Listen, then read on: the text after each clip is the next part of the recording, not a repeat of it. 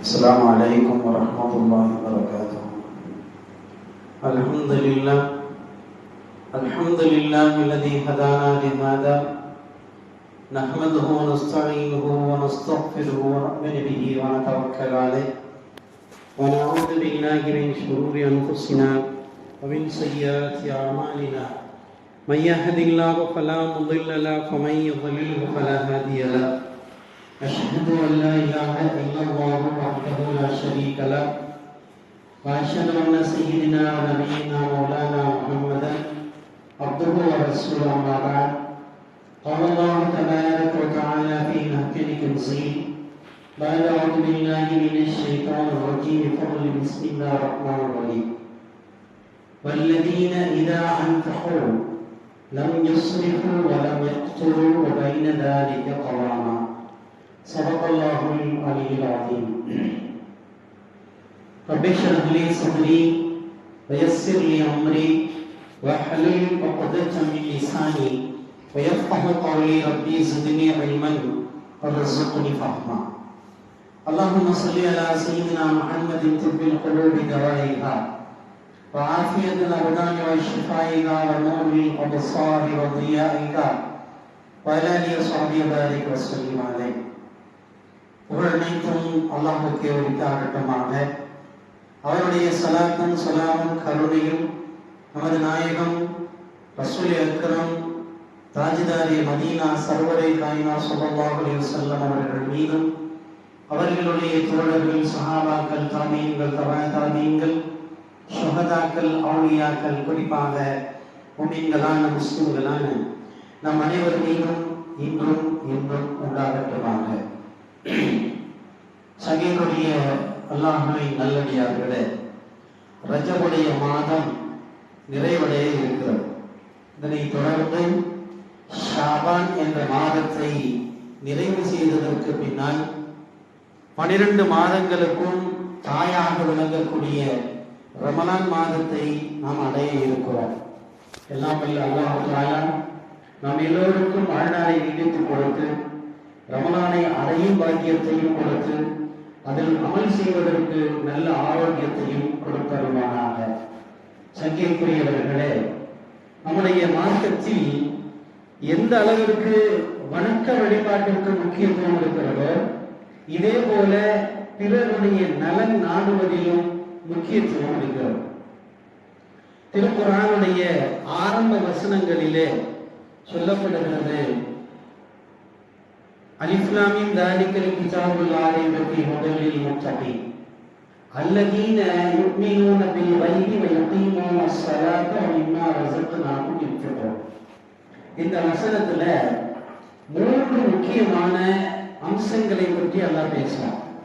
யுமினூன bill கைப் அப்படின்னு சொன்னா அவனை ஈமான் கொண்டிருக்கக்கூடிய நல்லடியார்கள் நம்புவார்கள். எதை நம்புவாங்கன்னு சொன்னா மறைமுகமான எல்லாத்தையும் நம்புவாங்கன்னு சொல்றான். இப்ப நம்ம விஷயத்துல எல்லாம் சொல்றது சொர்க்கம் நம்ம யாருமே பார்த்திருக்க மாட்டோம், ஆனா சொர்க்கத்துக்கு போகணும்னு ஆசைப்படுவோம். நரகம் நம்ம யாருமே பார்த்திருக்க மாட்டோம், நரகத்துக்கு போக கூடாதுன்னு சொல்லி பாதுகாப்பு தேடுறோம். ஒவ்வொரு முஸ்லிமுடைய நோக்கம் லட்சியம் கேட்கிற துவா இப்படிதான் இருக்கணும், யாரெல்லாம் எங்களுக்கு சொர்க்கத்தை கொடு, நரகத்துல இருந்து பாதுகாப்பு கொடு. ஆனா சொர்க்கத்தையும் பார்த்ததில்லை, நரகத்தையும் பார்த்ததில்லை. ரசூலுல்லாஹ் சொல்லுவாங்க, ஒவ்வொரு முஸ்லீமும் சொர்க்கத்தை வேணும்னு ஆசைப்படுவாங்க, ஆனா அவங்க பார்த்ததே இல்லை. பார்த்திருந்தா இன்னும் அதிகமா ஆசைப்படுவாங்க. நரகத்துக்கு போகக்கூடாதுன்னு கேட்பாங்க, ஆனா நரகத்தை பார்த்ததே இல்லை.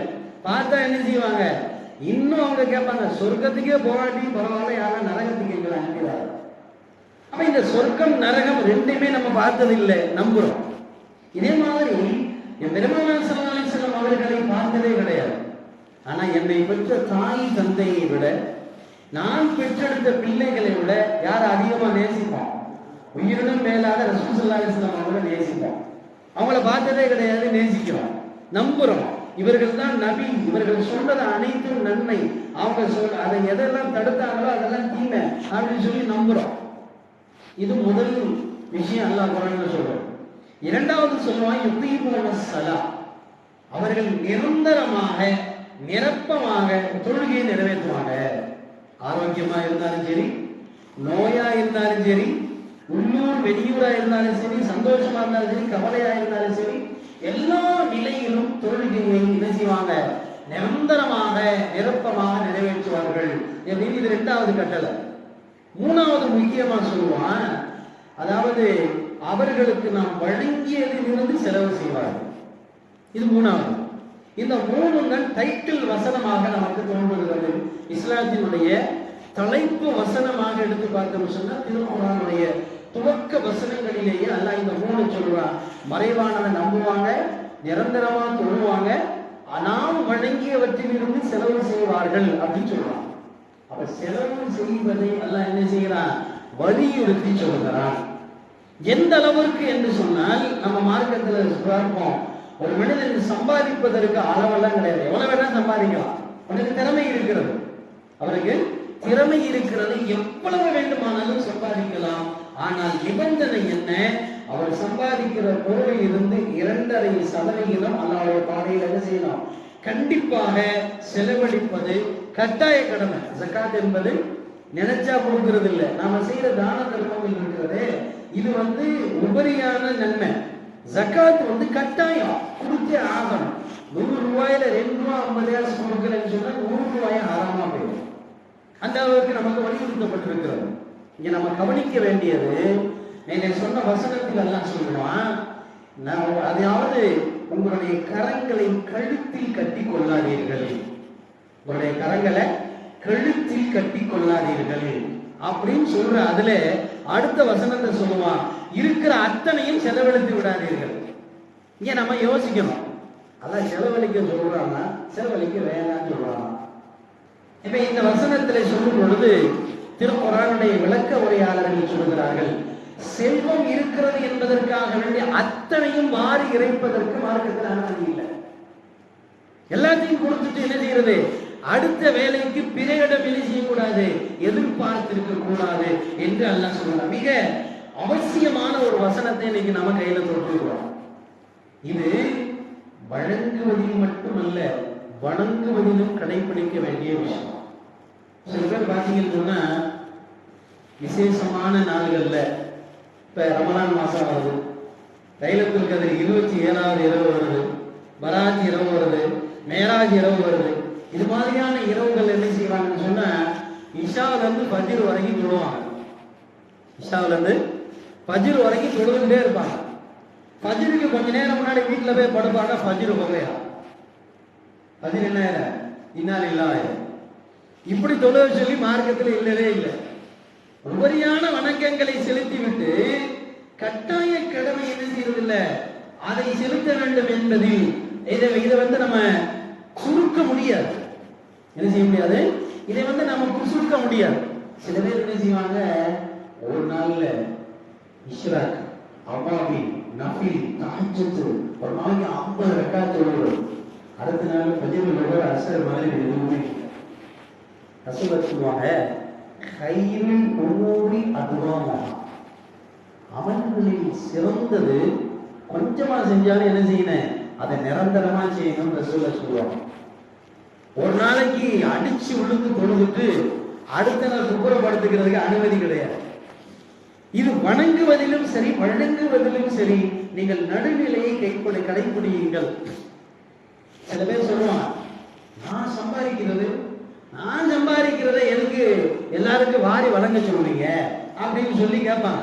அப்படிப்பட்ட அறிவு ஜீவிகளுக்கு தான் எல்லாம் இந்த வசனத்துல சொல்றான், எல்லாத்தையும் அள்ளி இறைச்சிட்டு அடுத்த வேலைக்கு நீங்க பிறவிட்ட கையேந்தி உட்காரணும் எல்லாம் எங்கேயுமே சொல்லல. 97 ரூபாய் நீங்க வச்சுக்கோங்க, 2 ரூபாய் 50 காசு கொடுக்க சொல்றோம். அதற்கு மேற்பட்டு நீங்கள் செலவு செய்ய விரும்பினால் செலவழிக்கலாம். சஅத் இப்னு அபீ வக்காஸ் அப்படின்னு ஒரு சஹாபி, அவங்க உடல்நலம் இல்லாம இருக்கிறாங்க. அந்த நேரத்தில் ரசூலுல்லாஹி ஸல்லல்லாஹு அலைஹி வஸல்லம் அவர்களை பார்க்க வருகிறார்கள். இது முக்கியமான சுன்னத், இது முக்கியமான நபிமொழி. ரசூலுல்லாஹி ஸல்லல்லாஹு அலைஹி வஸல்லம் காலத்துல அவங்க எப்பொழுதுமே கடைபிடித்து வந்த ஒரு நல்ல பழக்கம், ஃபஜ்ர்ல தொழுதுட்டு திரும்பி பார்ப்பாங்க. ரெகுலரா வர்றவங்க யாராவது வரலன்னு சொன்னா அவருக்கு என்ன ஆச்சுன்னு கேட்பாங்க. ஒண்ணு வெளியூர் போயிருக்காருன்னு சொல்லுவாங்க, அல்லது உடல்நலம் இல்லைன்னு சொல்லுவாங்க. இந்த ரெண்டு காரணம் இருந்தால் தான் பள்ளிக்கு வரமாட்டாங்க. ரெண்டு காரணம் இருந்தால் தான் பள்ளிக்கு வரமாட்டாங்க. உடனே உடல்நலம் இல்லை என்று கேள்விப்பட்ட உடனே ரசூல் என்ன செய்வாங்க, உடனே தொழுகையுடைய அமல்கள் முடிச்சுட்டு எந்திரிச்சு நடந்து போவாங்க. அவங்க போகும்போது அவங்களுக்கு பின்னாடி சஹாபாக்கள் போயிடுவாங்க. யார் உடலாம் இல்லாமல் இருக்கிறாங்களோ அவங்கள்ட்ட போய் உட்கார்ந்து அவங்களுக்கு ஆறுதல் சொல்லிட்டு என்ன சொல்லணும் தெரியுமா, நீங்க எங்களுக்கு துஆ செய்யுங்கன்னு சொல்லணும். என்ன செய்யணும், யார் உடல்நலம் இல்லாமல் இருக்காங்களோ அவங்கள்ட்ட போய் சொல்லணும், நீங்க எங்களுக்கு துஆ செய்யுங்க, அல்லாஹ் அவங்களுக்கு ஆரோக்கியத்தை தருவான். இதுதான் ரசூலுல்லாஹ்வுடைய ஃபார்முலா. நம்ம இங்கிருந்து போய் பெரிய தர்மா கருத்த மாதிரி அதெல்லாம் நல்லா போயிருமியா நீ எந்திரிச்சிருவ அப்படின்னு சொல்றதுக்கு நமக்கு உரிமை இல்லை. யார் உடல்நலம் இல்லாமல் இருக்கிறாரோ அவங்களுக்கு அல்லாஹ் நெருக்கமா இருக்கான். உடல் அளவுல, பொருள் அளவுல, மனசளவுல யார் பாதிக்கப்பட்டிருக்காங்களோ அவங்களுக்கு அல்லாஹ் என்ன செய்யறான், ரொம்ப க்ளோஸா வந்துருவான். உடல்நலம் இல்லாம இருக்கவங்கள்ட்ட போய் நீங்க எங்களுக்கு நீங்க துஆ செய்யுங்க அப்படின்னு சொல்லிட்டு அல்லாஹ் அவங்களுக்கு ஆரோக்கியத்தை தருவான் இப்படின்னு சொல்லணும். இந்த சாத் இப்னு அபீ வக்காஸ் முடியாம படுத்திருக்கிறாங்க. ரசூல் ஸல்லல்லாஹு அலைஹி வஸல்லம் பார்க்க போறாங்க. பேசுறதெல்லாம் பேசிட்டு அபீ வக்காஸ் அந்த சஹாபி ரசூலுல்லாஹ்ட்ட கேட்கிறாங்க, யா ரசூலுல்லாஹ், வியாதி என்பது நான் மீண்டு வரலாம் அல்லது மரணமாகலாம், ரெண்டுமே நடக்கும். இப்ப நான் உங்கள்ட்ட அனுமதி கேட்கிறேன், என்னுடைய சொத்துக்களை எல்லாம் அறவழியில் செலவு செய்வதற்கு நான் என்ன செஞ்சிருவேன், மரண சாசனம் சொல்லிடுவான்னு சொல்லி கேட்கிறான். யார் கேட்கிறா, அபீ வக்காஸ் சஹாபாக்கள் ரசூலுல்லாஹ்ட்ட கேட்கிறாங்க, என்னுடைய சொத்துக்களை உங்களுடைய சொல்படி அறவழியில் செலவழிப்பதற்கு அனுமதி தாருங்கள் சொன்னோன்னே ரசூலுல்லாஹ் சொன்னாங்க, இல்லைங்க, அப்படியெல்லாம் செலவழிக்கிறதுக்கு அனுமதி இல்லை, அப்படியெல்லாம் செலவழிக்க அனுமதி இல்லை. நீ மரணத்திற்கு பின்னால் உன்னுடைய பிள்ளைகளை தன்னிறைவு அடைய செய்வதுதான் மார்க்கம். எல்லாத்தையும் அள்ளி இறைச்சிட்டு ஒண்ணும் இல்லாம எல்லாத்தையும் எழுதி வச்சுட்டு உன்னுடைய பிள்ளைகளை பிறரிடத்திலே கையேந்த செய்துவிட்டு நீ செல்வதற்கு மார்க்கம் அனுமதிக்கலன்னு சொல்லுவோம். நமக்கு அருமையான ஒரு படிப்பினை. சில பேர் என்ன செய்யறாங்க, நல்ல சொத்து சுகங்களோட பிள்ளையோட மனைவியோட வாழ்ந்துட்டு மரணத்துக்கு கொஞ்சம் முன்னாடி பிள்ளைகளோட ஏற்பட்டிருக்கிற கசப்பு உணர்வுல எல்லா சொத்தையும் மார்சாக்கு எழுதி வச்சிடறேன் அப்படின்னு சொல்லி ஒரு மாதிரி போயிடுவார். பிள்ளைங்க என்ன செய்யும், பழைய செலவை ஜகாத்து வாங்கி தெரியும். இவர் செல்வந்தனாக இருந்தார், அள்ளி இறைப்பதற்கு அனுமதி இல்லை. வாரி கொடுக்கக்கூடிய விஷயங்களை அல்லாஹ் எவ்வளவு கொடுத்திருக்கிறானோ அதிலிருந்து ஒரு பகுதியை செலவழிக்க தான் அனுமதி. ஒரு சாதி வந்தார், யார் ரசூலுல்லாஹ், எனக்கு 6 அடிமை இருக்கிறாங்க, 6 அடிமை அல்லாஹ்வுடைய பாதையில கொடுத்துறேன். ரசூலுல்லாஹ் சொன்னாங்க, முடியாது, 6 பேரில் 2 பேரை தான் கொடுப்பதற்கு உனக்கு அனுமதி. அந்த 2 பேர் யாருங்கிறது சீட்டு போட்டு பார்க்கணும். ஏன்னா 6 பேரை கொடுக்குறேன்னு சொன்னது அந்த 6 அடிமையை காதுல வாங்கிட்டான். 6 பேருக்கு ஆசை இருக்கும், 6 பேருமே நம்ம விடுதலையா போறோம்னு சொல்லி. அப்ப இந்த சீட்டு குலுக்கி போட்டு யார் 2 பேருடைய பெயர் வருகிறதோ அவர்களை மட்டும் விடுதலை அளித்து விட்டு 4 பேரை விட்டு சென்று சொன்னார்கள். ஏன்னா அன்னைக்கு அடிமையை வச்சிருக்கிறது பெரிய விஷயம். ஒரு அடிமை 10,000 திருகம் 5,000 திருகம் இருப்பாங்க. அப்ப அவர்களை இவனுடைய பிள்ளைகளுடைய வருங்காலத்திற்கு விட்டு சென்று சொன்னார். ஒருத்தர் வந்தார், முட்டை அளவு தங்கத்தை கொண்டு வந்தார். கொண்டு வந்து, யார் ரசூலுல்லாஹ், இதை அல்லாஹ்வுடைய பாதையில செலவழிச்சிருங்க. அப்ப ரசூலுல்லாஹ் கேட்டாங்க, இதை தவிர அவன்கிட்ட ஏதாவது இருக்கான்னு கேட்டாங்க. இல்லைன்னு ரசூலுல்லாஹ் முகத்தை திருப்பிட்டான். ரசூலுல்லாஹ் முகத்தை திருப்பிட்டான். எந்த பக்கம் ரசூலுல்லாஹ் திரும்பினாங்க அந்த பக்கம் திரும்ப வந்தார். யார் ரசூலுல்லாஹ், இதை எடுத்துக்காங்க, அல்லாஹ்வுடைய பாதையில செலவழிங்க. முடியாது, ரசூலுல்லாஹ் திரும்பிட்டான். 4-5 பக்கம் திரும்பி உட்கார்ந்தாங்க, 4-5 பக்கம் திரும்பி வந்தாரு. யார் ரசூலுல்லாஹ், இதை செலவழிங்க. அதை வாங்கி தூக்கி அவர் மேல எரிஞ்சான். அவர் கொஞ்சம் தள்ளிட்டார். சஹாபாக்கள் சொல்றாங்க, அவர் மேல பட்டிருந்தா அடிபட்டு இருக்கும், அந்த அளவுக்கு வேகமாக எரிந்தார்கள். சொன்னார்கள் ரசூலுல்லாஹி ஸல்லல்லாஹு அலைஹி வஸல்லம் அவர்கள், உங்கள் இருப்பதை அத்தனையும் செலவழிப்பதற்கு உங்களுக்கு அனுமதி இல்லை, இதுல ஒரு பகுதி அல்லாஹ்வுடைய பாதைக்கு செலவழிங்கன்னு சொல்றாங்க. அப்ப அருமையானவர்களே, எல்லா விஷயத்திலும் நடுநிலை கடைபிடிக்க வேண்டியது நம்ம மீது தார்மீக கடமையாக இருக்கிறது. அல்லாஹ் தஆலா நமக்கு வழங்கிய செல்வங்களையும் நமக்கு தந்திருக்கிற ஆரோக்கியத்தையும் அவருடைய வழியில் நடுநிலையாக செலவழிப்பதற்கு அல்லாஹ் நமக்கு கருணை செய்வானாக. அஸ்ஸலாமு அலைக்கும் வரஹ்மத்துல்லாஹி வபரகாத்துஹு. சுன்னத்துல்லாஹ்.